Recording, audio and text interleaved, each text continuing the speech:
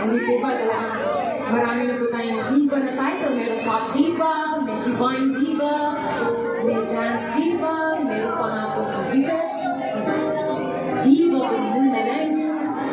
Iba-iba ang klase. So siguro kung sa ito ng manager ko, binigyan niya na lang ko ng kakaibang title.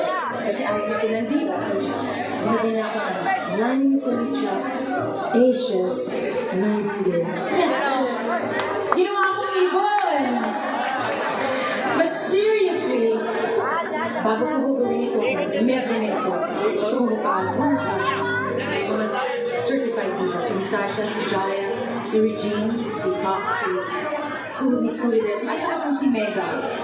Gagayahin ko po kasi sila.